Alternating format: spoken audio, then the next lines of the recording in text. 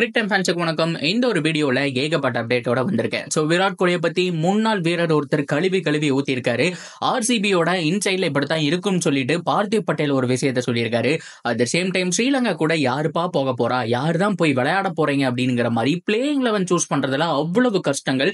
Senior players யாருமே நாங்க வரமாட்டோம்னு சொல்ல, ஸோ மொத்த யங்ஸ்டர்ஸை யாரையா கூப்பிட்டு போறது, நீங்க தானே ஓடியை விளையாடணும்னு சொல்லி பிசிசிஐ சொல்ல மிகப்பெரிய கூத்தே இந்தியன் டீமுக்குள்ளேயும் ஆர்சிபிக்குள்ளேயும் போயிட்டு இருக்குன்னு சொல்லணும். ஸோ ஆக்சுவலா என்ன நடந்தது, விராட் கோலிக்கு ஏன் திடீர்னு இவ்வளவு பெரிய ஹேட்டர்ஸ் அப்படிங்கிற எல்லாத்தையும் கம்ப்ளீட்டா இந்த வீடியோல பார்த்து தெரிஞ்சுக்கலாம். அதுக்கு முன்னாடி ஃபர்ஸ்ட் டைம் சேனலுக்கு வரீங்கன்னா மறக்காம சப்ஸ்கிரைப் பண்ணி சப்போர்ட் பண்ணுங்க. அப்போ அப்டேட் எல்லாமே எங்களை வந்து சேரும். சரி வாங்க வீடியோக்குள்ள போலாம். ஸோ ஃபர்ஸ்ட் ஆஃப் ஆல் இந்த ஆர்சிபி நியூஸ்ல இருந்து போயிடலாமா.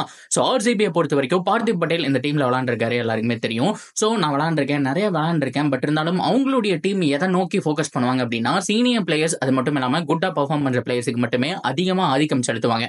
ஒரு கிறிஸ் கெயில், ஒரு டிவிலியர்ஸ், ஒரு விராட் கோலி, இவங்க 3 பேரை மட்டும் பெட்டரா விளையாண்டா போடுதோ அப்படிங்கிற மாதிரி தான் ஃபோக்கஸ் பண்ணுவாங்க.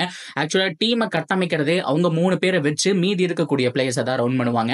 ஆர்சிபி யூஸ் பண்ற ஸ்ட்ராட்டஜி மட்டமான ஸ்ட்ராட்டஜி. அதுல இருந்து வெளியில வந்து இந்த தடவை அவங்க இல்லாம ஸோ மற்ற பிளேயர்ஸ் மேலேயுமே ஃபோக்கஸ் பண்ணதுனால தான் ஒரு கேம் கிரீன் ஆகட்டும், ஸோ மற்ற பிளேயர்ஸ் எல்லாம் உள்ள வந்தாங்க. அவங்க எல்லாருமே சிறப்பாக பெர்ஃபார்ம் பண்ணி காமிச்சாங்க. ஸோ இதே மாதிரி வருஷம் அவங்க டீம் பில்ட் பண்ணாங்க அப்படின்னா கண்டிப்பா கோப்பை அடிக்கலாம் அப்படிங்கிற மாதிரி பார்த்திவ் பட்டேல் இந்த விஷயத்த சொல்லியிருக்காரு. எஸ், அவர் சொல்றது என்னமோ எனக்கும் கரெக்டாக தாங்க படுது. ஸோ உண்மையாலுமே அப்போ அந்த காலத்திலிருந்து இவங்க 3 பேர் மட்டும் போதும் ஸோ அப்படிங்கிற மாதிரி தான் பிளேயர்ஸ் எல்லாம் எடுத்துட்டு இருந்தாங்க. ஆனால் இப்போ அப்படி கிடையாது. Virat Kohli, Faf to plus எல்லாம் இருக்கும்போது ஒரு வில் ஜாக்ஸ் மாதிரியான டேலண்ட், ரஜத் பட்டிதர் மாதிரியான டேலண்ட், ஒரு கேம் கிரீன் உள்ள கொண்டு வந்தாங்க. எஸ் தயாலுக்கு ஒரு சான்ஸ் கிடைச்சது, சிராஜ் வந்துட்டு நல்லா பண்றாரு, மீதி இருக்கக்கூடிய பிளேயர்ஸ் அங்கங்க அடிச்சு கொடுக்குறாங்க. அப்படிங்கிற பட்சத்தில் இந்த மாதிரி தான் ஒவ்வொரு வருஷமும் ஸ்குவாட் செலக்ஷன் பண்ணணும். ஸோ இனிமேலும் இந்த மெத்தடை ஃபாலோ பண்ணுவாங்க அப்படிங்கிற மாதிரி தான் நானும் நம்புறேன். பொறுத்திருந்து பார்ப்போம். ஸோ அப்படியே கட் பண்ணோம் அப்படின்னா ஹார்திக் பாண்டியா பொறுத்த வரைக்கும் இந்த ஃபைனல் செலிப்ரேஷன்ஸ் அப்படிங்கறதெல்லாம் இன்னும் போயிட்டு தான் இருக்கு. நேத்தும் ஒரு பார்ட்டி மாதிரி ஒன்று வச்சிருந்தாங்க, பயங்கரமா செலிப்ரேட் பண்ணிட்டு இருந்தாரு. சில பர்சனல் ரீசன் காரணமா நான் விளையாட வரலப்பா அப்படிங்கிற மாதிரி சொல்லிட்டாங்க. ஸோ இப்போ கோப்பை அடிச்சதுக்கு அப்புறம் சீனியர் பிளேயர்ஸ் யாருமே விளையாட வர மாட்டேங்கிறாங்க. ரோஹித் சர்மாவை கேட்டா இல்லைனுங்கிறாங்க, விராட் கோலியை கேட்டா இல்லைனுங்கிறாங்க.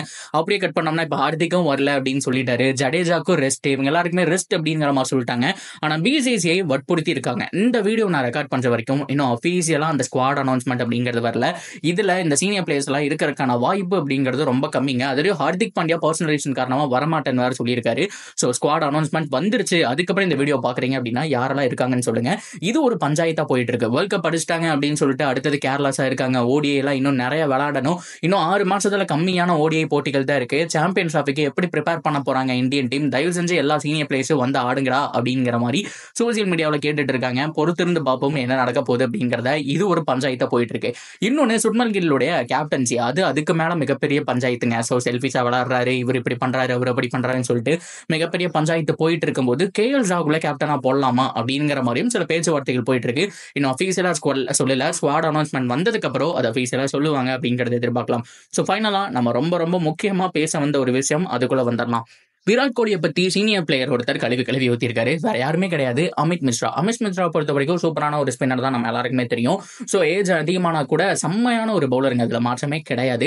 ஸோ அப்படியே கட் பண்ணோம் அப்படின்னா ஒரு ரீசன்ட் டைம் ஒரு இன்டர்வியூல ஏகப்பட்ட விஷயங்களை ஷேர் பண்ணியிருக்காரு. ரோஹித்துடைய கேப்டன்சி, இந்தியன் பிளேயர்ஸ் எப்படி பெர்ஃபார்ம் பண்ணாங்க, இந்த தடவை T20 வேர்ல்ட் கப் எப்படி போச்சு அப்படிங்கறதெல்லாம் பேசிக்கிட்டே இருக்கும்போது அண்ட் விராட் கோலியை பத்தி என்ன நினைக்கிறீங்க அப்படிங்கிற மாதிரி இந்த யூடியூபர் ஒரு கேள்வி கேட்டாரு. ஸோ அதுக்கு இவ்வளவு நாள் மனசுல வச்சிருந்த வார்த்தையெல்லாம் இறக்கி வச்சுட்டாரு அப்படின்னு தான் சொல்லி ஆகணும்.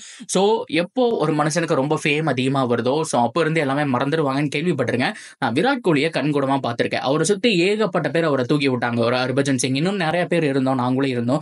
ஆனா இப்போ வந்துட்டு மேக்ஸிமம் யாருக்கூடயுமே பேசுறதெல்லாம் ஸ்டாப் பண்ணிட்டாரு. ஸோ ஃபேம் அதிகமாயிடுச்சு அப்படிங்கிற மாதிரி விட்டுட்டாரு. அட் த சேம் டைம் அவருக்கு கொஞ்சம் ஆட்டிடியூட் வந்துட்டு ஜாஸ்தி ஆயிடுச்சு, அதை கம்மி பண்ணிக்கணும் அப்படிங்கிற மாதிரி நினைக்கிறேங்கிற மாதிரி அமித் மிஸ்ரா சொல்லிட்டாரு.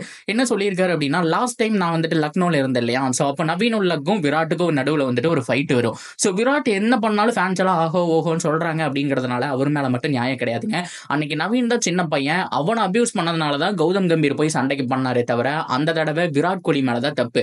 விராட் கோலி தோல்வியை ஏத்துக்க முடியல. ஒரு தடவை பெங்களூர்ல அவங்க ஜெயிச்சிட்டாங்க அப்படிங்கறதுனால செலிப்ரேஷன் பண்ணாங்க, அது பொறுத்துக்க முடியல, அதனால இங்க ஓவரா ஆடிட்டாரு. ஸோ மற்றபடி நவீன் மேல தப்பு கிடையாது, நான் அங்க ஃபீல்டுல தான் இருந்தேன், உண்மையான தப்பு விராட் கோலி மேலதான் அப்படிங்கிற மாதிரி சொல்லிட்டாரு. ஸோ ஃபேன்ஸ் எல்லாருமே கழுவி ஊத்திட்டு இருக்காங்க அப்படின்னா கூட எது உண்மை அப்படிங்கறத நம்ம ஆராய்ஞ்சு பார்த்துதான் ஆகணும். ஸோ ஃபேன்ஸ் நம்மளும் விராட் விராட் கோலி ரொம்ப பிடிக்கும். என்னதான் இருந்தாலுமே அன்னைக்கு ஃபீல்டில் என்ன நினைச்சுன்னு தெரியாதுங்க. கௌதம் கம்பீரும் திடீர்னு ஏன் கோவப்படணும், மேபி விராட் கோலி மேல தப்பா, அந்த பிரச்சனையெல்லாம் முடிஞ்சதுல இருந்து வெளியில வந்துட்டாலுமே கூட இப்போ அமித் மிஸ்ரா சொன்னதுக்கு அப்புறம் இது ஒரு மிகப்பெரிய கேள்விக்குறியா போயிட்டு இருக்கு. இப்போ ட்ரெண்டிங் ஹேஷ்டாக் விராட் கோலின்னு இருந்தது, என்னடான்னு போய் பார்த்தா அந்த பஞ்சாயத்து தான் ஸ்டார்ட் பண்ணிட்டாங்க. ஸோ இதுக்கப்புறம் இன்னும் நிறைய ஹேஷ்டாக் வரும். விராட் கோலி போட்டு கழுவி ஊற்றுவாங்க. ஸோ அவரை இன்னும் 4 பேர் பெருமையா பேசுவாங்க. என்ன நடக்க போகுதுங்கிறத பார்க்கலாம். அண்ட் அமித் மிஸ்ரா பொறுத்த வரைக்கும் அவர் சொல்றது உண்மைதானா, ஸோ அவர் கூட பேசுறதுலேயே அப்படி சொல்றாரா என்ன அப்படிங்கிறது தெரியல. ஆனால் விராட்டை பொறுத்த வரைக்கும் நாங்கள் எல்லாருமே சப்போர்ட்டிவா இருந்தோம். இன்னைக்கு ஒரு பெரிய லெவலுக்கு போயிட்டாரு, யாரையுமே கண்டுக்கிறது இல்ல, ரொம்ப அக்ரெசிவா இருக்கிறாரு. நீங்க பார்த்துருப்பீங்க ஐபிஎல்லாம் வந்துட்டு அந்த அக்ரெஷன் அப்படிங்கிறதெல்லாம் தேவையே கிடையாது. T20 வேர்ல்ட் கப்ல அந்த மாதிரி அமைதியா வந்து ஆடிட்டு போயிட்டு இருக்கலாம். ஆனா ஐபிஎல்ல மட்டும் ஆகோ ஓகோன்னு குதிக்கிறாரு, இது சரியில்லை அப்படிங்கிற மாதிரி அமித் மிஸ்ரா சொல்லியிருக்காரு. இது அஃபிஷியலான ஒரு விஷயம் தான். நீங்க யூடியூப் சேனல்ல ஒருத்தர் இன்டர்வியூ போட்டிருக்காங்க, அவருடைய நேம் சொல்ல முடியாது, சில பல ப்ராப்ளங்கள் அப்படிங்கிறது வரும் அப்படிங்கிறதுனால நீங்க தாராளமா கூகுள செக் பண்ணி பார்க்கலாம். உங்க ஸ்கிரீன்ல கூட 2-3 ப்ரூஃப் இருந்தா கூட நான் கொடுக்குறேன். ஓகேவா? ஸோ ஃபைனலா எல்லாமே கவர் பண்ணிட்டு நினைக்கிறேன். இதுதான் வந்துட்டு இப்போ வந்திருக்கக்கூடிய அப்டேட். ஸோ எந்த ஸ்குவாட் வந்துட்டு ஸ்ரீலங்கா கூட போக போறாங்க, அண்ட் விராட் கோலி அண்ட் ரோஹித் சர்மா எப்போ மறுபடியும் ஆக்ஷனுக்குள்ள இறங்க போறாங்க அப்படிங்கிறது எல்லாத்தையும் நம்ம பொறுத்திருந்து பார்க்கலாம். ஸோ வீடியோ பிடிச்சிருந்தா லைக் பண்ணிட்டு உங்க நண்பர்களுக்கும் ஷேர் பண்ணிட்டு தொடர்ந்து அப்டேட்டுக்கு நம்ம சேனலோட இணைஞ்சிருங்க.